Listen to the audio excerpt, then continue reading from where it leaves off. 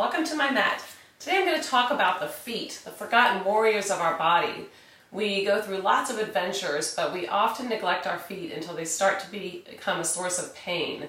So we get a lot of education for our body throughout our lifetime. We learn how to kick or throw a ball, learn how to swim or swing a racket. We learn all kinds of sports, but we don't get much education about how to use our feet. And so over time we fall into improper walking patterns. For instance, many of us will allow our feet to turn outward and start to collapse into the inner arch of the foot. This can set off all kinds of problems from bunions to knee issues and hip issues. And today, by using the Yamana foot wakers, we're going to learn to strengthen and reactivate what we call the lateral edge or the outer edge of our foot, this bony portion that really plays an important role in supporting our gait as we walk.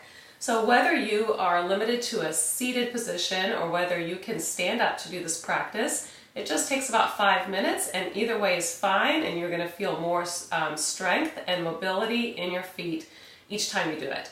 Now we're using the Yamana foot wakers, which are these little half domes with some rounded tip nubby things on top, which I will admit to you are very painful in the beginning for some people.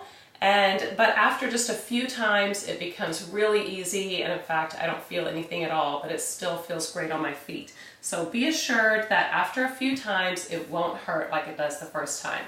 If it's really painful or if you have a lot of limitation in your ankles and feet, then I highly encourage you to start doing this in a seated position and work your way up to a comfortable standing position over time. So let's come up to standing right now, and starting with the right foot. Place the ball of the foot in front of the waker, lift your heel and back it up until you can line up the center of the heel with the center of the dome and place it on the dome. The outer edge of your foot is in line with in parallel line with the outer edge of your mat. Bend your knee so the knee is right over the ankle and just start to sink your weight. Give it a little bounce and really push your weight down into that foot waker and just let it sink. This usually feels pretty good. Right? Notice where your ankle is. Is it falling in so that the arch is collapsing? Can you slowly take the ankle towards the outer edge until you see the bone line up with the outer edge of your foot? Right? So the weight is on this outer edge and we have a little bit of space under the big toe. So as you bend your knee, place your weight over that ankle and press. And then lift just your toes. And then press your toes. Lift your toes. Press your toes. Lift your toes and rock back. And do that again. Bring your weight over your ankle and press the toes, lift the toes, press the toes, lift the toes, and rock back. You can do that a couple times more if you want, and stand and see how that feels. Now, let's take the heel in front of the waker and slowly line up the ball of the foot right behind the pinky toe and fourth toe. So we're going to place that part of the ball of the foot on the middle of the waker, the foot waker. Place it there and lift the big toe side so we don't collapse the ankle in. Lift the big toe, put the weight on the fourth and fifth toe, and bend your knee until it comes just about to the middle of the foot, not past. You can take that left foot a little further back if you want to be able to put a little more weight into it. Wrap the toes, lift the toes. Wrap the toes, lift the toes, and rock back. Check that that big toe is lifted, your weight is on the outer edge. Bend the knee, let it track directly over this third and fourth toe, not letting it fall in. Bend the knee, place the weight, wrap the toes, lift the toes, wrap the toes, lift the toes, rock back. Once more, bend, wrap, lift, wrap, lift, and rock back. Step off. Again, see how that feels. Already starting to feel pretty lively. Now, place the ball of the foot on there again, same spot, but start to slide down, wiggling the foot back until the ball of the foot hits the floor. And you just have the pinky toe and fourth toe. Now, if you have small, short toes, they're going to feel like they're falling off. Try to pull them on and take the big toe and the other two toes off. Use your hands to really pull these out and try to turn the toenails upright, and then maybe use your thumb to help press the ball of the foot into the floor. Now this may be super painful, you don't want to apply any pressure in that case, but if it's okay, you can just gently hold that down, give a little space under the big toe, And then if you can, press the 4th and 5th toe into the wakers. And then press, and if you have a little more ability to lift the heel, then go ahead and do that. If that's too painful, don't worry about it right now. Slowly take the heel back down. Once more, press the 2 toes right here, and if you're able to, lift the heel. Slowly take it back down. Take your foot off and see how that feels. Wiggle your toes. They're going to feel very mobile, very active, and it feels very easy to lift the arch on my foot because the weight is now on this outer edge. Let's turn around to the other side.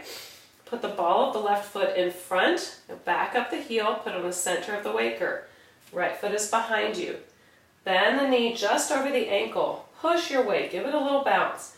Take the weight to the outer edge of the heel. Line up the outer ankle with the outer edge of the heel and line up the edge of the foot with the edge of your mat. Place the weight there, lift the toes, press the toes, lift the toes, press the toes, rock back. Bend the knee, give it a little bounce, put the weight there, lift the arch.